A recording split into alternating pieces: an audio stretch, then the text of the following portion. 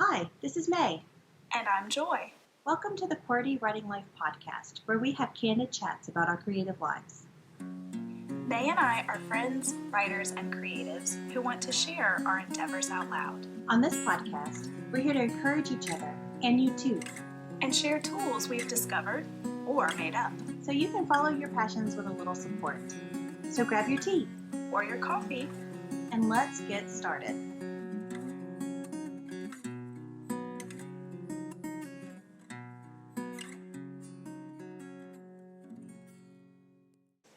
Hello everyone, it's another week. Hello and welcome. Today we are going to be moving on in our Creative Critique Partner series, speaking specifically about preparing for a critique. And before we do that, we're going to talk about our creative weeks. So Joy, what did you do? So this week I am continuing working on an edit for a client, and I'm also prepping for ink. And that's what I'm calling my next workshop for the teen writers in my area with my library. So this one is all about the actual writing process, the drafting process. So it's fun to think through this. You know, it seems a little dull once you've gotten through the preparing part. It seems like, okay, well, you're just going to sit there and write. But I also hope to give them some encouragement and to hopefully get them to keep going to the end, because I know sometimes that's a big thing for a lot of writers, is to even get to the end. So hopefully that'll be something that I can share and encourage them with. Yeah, and if you can help guide them how to get to the end, because I know for a fact that it is an overwhelming kind of response whenever you're looking at a whole project in front of you, you know, in that capacity as a whole. So if you could help them break it down and figure out how to get to specific scenes and look at it like one of those thermometers that they use for fundraisers or something that has like a tick going all the way up to the top until you reach your goal, you know, like that is a huge deal. It's just taking it one bite at a time. Yeah. So, yeah, you're going to be able to really change these kids' lives. Can you imagine if we would have had a you whenever we were in college saying, this is how you finish a project? Are you kidding? Yeah. This is a big deal, and I'm glad that you're doing it. Oh, thank you. I'm pretty excited. I think these kids might be more inspirational to me than I am to them. I don't know, we'll see. That has always been my experience whenever I've taught, even in college level classes. It's like they like revive something inside of me where you just want to dive back into all of the good things. Well, tell us about your creative week. Well, this week I am working on poetry, particularly. So on Monday I had a day off and I got to work on a lot of poetry then, and getting closer to the end on this particular project. And speaking of finishing, it's a big deal for me. I'm so excited. I'm still hoping that it is going to be a possibility to at least have an ebook out at the end of the year. And yeah, this is a big goal. And I even had like an idea for a cover to speak to a cover designer about, specifically to Miss Rachel Ritchie, who has said that she would make room for me this year. So it's getting close to the end of the year. So I really love the idea. I'll tell you about it later. Oh, I can't wait to hear. I really love the idea, and I think it's going to go well with the book, and yeah, it's going to be great. It's going to be great. Oh, I'm so excited. Oh my goodness gracious. Me too. Me too. But let's move on from our creative weeks then and go into our topic. So far about creative critique partners, we have learned the definition of a critique partner. We have learned how to emotionally prepare ourselves for a critique partner. We have talked about how to know yourself on a creative level, so your strengths and weaknesses, your motivations, your purposes, those sort of things, and also where to find a critique partner, and how to talk to a person who potentially might be your critique partner. So that's last week's episode. It was a big one. It was a good one. So this week is another big episode, and this is about how to tangibly and practically prepare for a critique. And Joy, why don't you start us off? Okay, so once you have found a critique partner, you should take a little time to prepare for each new critique. Okay, one of the tips that we gave you last time was once you do an interview, as you go through that process to find your critique partner, the final step after that is to do a sample critique. So every time you do a new critique, though, you're going to want to take a little time to prepare. So these few steps before diving into a critique will make the process more smooth and effective because they're all about communication. And, as we say in our book, communication centers a partnership. We suggest you first know your theme, motivation, and purpose for your piece, and do your best to identify each to share with your partner. Second, you should consider what type of critique you need in order to communicate that with your partner so you're both on the same page. And that leads directly into the third step. That's my dog. She's dreaming, guys. I'm sorry. Oh, that is precious. I know she really is a cute little thing, but anyway. As I was saying, that leads directly into the third step. Communication should continue right into more specific expectations you might have for this critique. So, let's dive in and see what each of these might look like for you. So first, you should know your theme, your motivation, and purpose for your piece. This is important for many reasons, but more specifically, identifying your target audience, determining if your piece is clearly and effectively conveying what you want it to, and knowing your why behind what you're creating. So in this critique preparation stage, though, you need to make sure that you understand these foundational elements so that you can communicate them to your partner. And so you can do everything in your power first to make sure that they are clearly presented in your piece. So if your partner doesn't know your vision, then they're not going to be able to critique your piece in a way that is going to be beneficial to you and to the project. And that's really what we're saying here. They need to know your vision for your piece. Yes, very well said. And this leads to a clearer starting point for your critique partner. So instead of trying to figure out these details as they go, they can be focused on all the other needs while making sure that your stated theme, motivation, and purpose shine through. So before we go any further with our topic of preparation, let's put some definitions, we like definitions, to theme, motivation, and purpose. Yes. So the theme encompasses the central topic on which a project focuses. It's the glue that holds all the pieces and the parts of the work together, giving the project purpose. Theme may be an exploration of a broad idea like sacrifice, or it could be something specific like repressing emotions doesn't actually heal them. So that's super specific versus this broader theme like sacrifice or love or Butterflies. That sort of thing. So that's the definition of theme. We also have a definition for motivation. And these are, again, to remind you, these are QWERTY definitions. So these are definitions that we have found best fit our critique partnership and ones that we have used as foundations for critiquing each other's works. So if you and your critique partner find more specific or tailored definitions would work better for you, change these up, man. These are yours. We are giving this foundation to you so that you can build on it as you will. So So the definition that we have for motivation is the motivation behind a piece is the artist's driving reason for making the piece in the first place. And the definition for purpose is the purpose of a piece is what the artist wants his audience to take away from his art. So the purpose for making it and the audience response that he or she is interested in having. So the thing about this is that with writers, the time that a critique takes is different.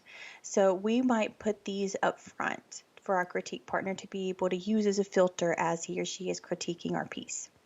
For other types of mediums, though, it might not take such a long time to critique a piece. And so you might want to see what your critique partner is pulling from your piece if it's a shorter time for a critique to get back to you. Or you could give these things right up front and give it to them as a filter to be able to look at your piece and help fulfill your vision. So just going to throw that out there. Great point. The next thing is you want to clearly communicate to your critique partner what type of critique you want from him. For writers, this could mean a focus on the character development or a focus on the story's pacing or plot holes or things like that. So this is going to vary from medium to medium for how you would present your needs. The important thing is you need to know the specific parts of your piece that you have questions about. So if your CP addresses that area, you know it's a legitimate concern. And if they don't, then you can ask them after they've had a chance to critique. And either way, your concern will be subdued. So it could end up being that it's just something you felt a little unsure of, or you just didn't get the warm and fuzzies, right?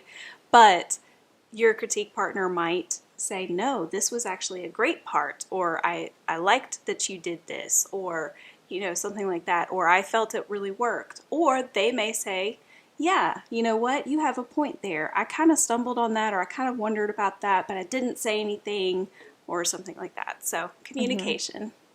Yes, communication. Yes. So a couple of examples of how this could work is say you present a piece as a painting or something. So you present a piece to your critique partner and they say, these are the things that I loved about it. And these are the things that I think you might want to think about. This is where your craft knowledge comes in as well, because maybe you would like to see something, maybe there's an emotion that you could evoke if you change the type of canvas that you're working with. Maybe you try it on metal or you try it on a non-porous paper or something like that, to where the emotion might be something different than what the original artist used. Or maybe your CP has learned a new brush stroke that they think might be perfect for your piece, and it's something that you had a concern about or something. But this is where your craft comes in, and so you've done everything that you possibly can to make this piece the best that it can be without your CP's help. And now it's time for your CP to come in and share their strengths with you and the ways that they look at it, their perspectives with you, so that it could be something big. But the thing is, though, if you don't know these big things about your vision, about your piece, if you're just kind of throwing something together and handing it to your CP and say, tell me what you think this is, that's not fair to your CP, because then they're doing the hard, heavy lifting for you. And B, if this is something that you're going to be presenting to an audience, it's really important that you know the motivations, the purpose, and the theme behind it, that you know why this piece is important and should be shared with the world. Otherwise, why are we sharing it with the world? Yeah. That's just a bit of an example as far as even when you're going to put that information out there. So you could say your motivation, your theme, and your purpose at first whenever your CP looks at the canvas, so that if they don't know that at the beginning, then they won't know what kind of craft help to give you. Or you could wait for them to look at it, tell them what you see, and you're like, oh man, I was really going for X, Y, and Z, and then they would be able to help you. And I could see the benefits of both of those Mm. to see what the initial response is to the piece without having that forethought in their mind. But in some cases, I think that that would benefit as long as you reveal that afterwards and you reveal what your vision is afterwards, and then they can help you kind of cultivate things. But if it's going to take a really long time for your critique partner to handle your piece and to really come up with some suggestions and some help for you, then I think it benefits your critique partner and it respects and honors his time if you reveal that stuff up front.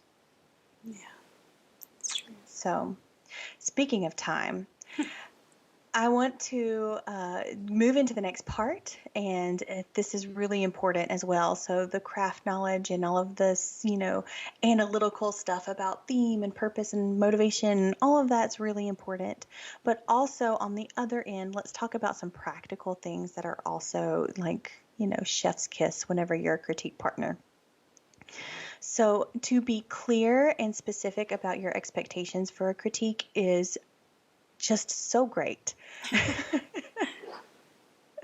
So these are things like, when do you need the critique completed? So setting a tangible deadline together that works for you and your partner on a calendar with those expectations communicated openly is huge. Okay? It's huge, guys. So if you just hand it to them and you walk away, like, there are going to be responsibilities that come up before your critique, and it's going to be pushed to the back burner. Then you're going to get bitter. They're going to not know why you're bitter because you've not given them any kind of expectation onto the critique. Also, if you don't tell them exactly what you need from the critique, then you could get something back that is not up to your standard that you were hoping for, and that again could make you bitter and cause negative feelings. We also want to have open communication about how you expect to compensate one another. So, yes, we have this definition, and we're talking about how a critique partnership is a reciprocal, mutual relationship and all of those things. But we also need to verbalize how we are going to reciprocate the services that are given to us. And sometimes it can be critique on their piece of art, in the same way that they are critiquing you. But let's sit down and put that date on a calendar when you're going to be able to get that piece, when you're going to be able to evaluate it, and when you're going to get it back to them in the same way that they're doing for you. So those are some really tangible things that are going to boost your critique partnership just by opening up your communication. So be sure you express this out loud in writing or some other way that is something that you could even return back to if there's a question to it, to guarantee that you both are on the same page. And when that compensation is simply mutual critiquing, discuss with your partner the expectations moving forward. Like May said, how many pieces do you each expect to need critiqued? Are you each able to give that many critiques as well? Clarity up front avoids confusion later. So we found a couple common CP situations that merit mentioning. First, we like to call this the unlucky CP. May suggested a few minutes ago that you set a deadline together. Deadlines are how critiques run. Without a deadline, how do you expect to ever get the critique back? Some people really struggle with deadlines though. You might find yourself with a person who never seems to be able to hit one, and they usually always have great excuses. Unexpected illnesses, surprise trip to Bali, a new puppy, things like that, all good excuses, but when that happens every single time, there might be a bigger issue, okay? If they're constantly having some calamity fall upon them, hence why we called it the unlucky CP, then there could be some other issues. So we encourage you to be brave and talk about your concerns, okay? Don't let it fester, because that's not going to bode well for the future of your relationship and your partnership. Yeah, for sure. And we are not saying that you should not have grace either, because Mm-hmm. there are some things that are going to come up that are completely legitimate. But what Yeah. we don't want is that habit, that pattern happening over and over and over again. But there is absolutely room for grace whenever things do happen and occur in a legitimate fashion. Yeah. So, the second common CP issue that we've seen is when a critique partner goes above and beyond.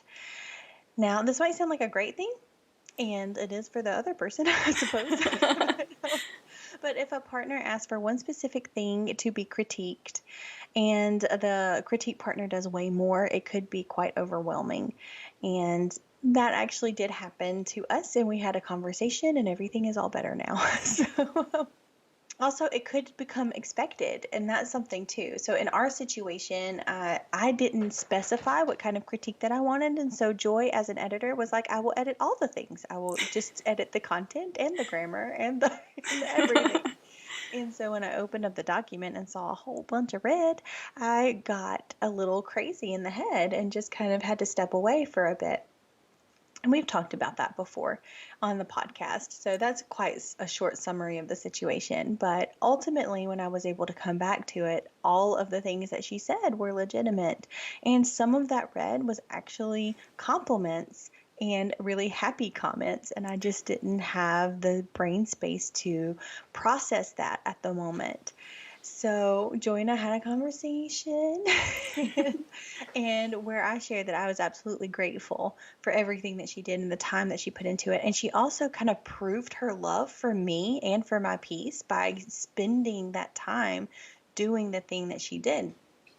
Um, so where I am grateful, I also asked her or I apologized for not being specific enough to respect her time, because she didn't have to spend all of the time doing the things that she was doing on those pieces, and it was because I didn't have the communication necessary with her in order to respect her time properly and get the response that I needed. So that's one thing there. But also, if Joy were to do that over and over and over again, and I became used to the fact that she was editing on all of these different levels and doing it within the deadline, and really her stuff was suffering, or her family or responsibilities or something like that was suffering because I had all of these expectations, um, without communication, then the time that she would give me something that was a reasonable critique, I would think it wasn't a reasonable critique because we had set this pattern up without the communication necessary. So you can see how it could go either way. It could be overwhelming, or it could become a habit. So when your critique partner does the normal amount of work, then you might become bitter, or vice versa. So, so this could leave the recipient frustrated or disappointed in some form or fashion. Another way this could become an issue is when one person repeatedly goes above and beyond, and then the other person doesn't stop it and continues to take advantage of that situation and that person and the overachiever tendencies that that person has, which could lead that your critique partner to have burnout and eventually want to end the relationship. So care for your critique partner. Observe the habits that you guys are creating together and make sure that they are sustainable, first of all, and second of all, that they are equally reciprocal. Very good. Well put.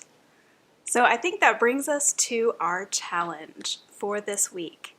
So we would like to challenge you to identify your theme, motivations, and purpose in one of your works. Okay? Hopefully you have a work that you can do this with. If you can think through how you can better implement each of these things in that work and make the changes that you can, see what you can do on your own, and then from there work on being able to figure those things out without needing to rely on a critique partner to tell them to you. Now, I want to make sure that we say this very clearly. Brainstorm sessions are wonderful. Okay, that is a fabulous thing. So maybe as you're thinking through this, have a brainstorm session to figure out what your theme, motivations, and purpose are. But what we don't want is for you to turn something over to a critique partner and you don't have a clue what any of these things are for this piece, you know. So we want you to get to a point where you can start thinking through this on your own, in your own work, so that you can give that to them when you are asking for a critique. And another thing is when you do get to this point, or even in the brainstorm session is a good example, asking the right questions is super important. And this is something we're going to really get into next week when we're talking about giving a critique. The best critiques aren't all telling, okay? It's a lot of asking. It's a lot of, have you considered? Or, I noticed this and I'm wondering, you know. So it's not necessarily just telling the other person, do this, do that. It's a lot more asking and guiding and thinking through together. So that is our challenge. And then once you have worked through your theme, motivations, and purpose, write out what type of critique you expect from your partner and list out your expectations.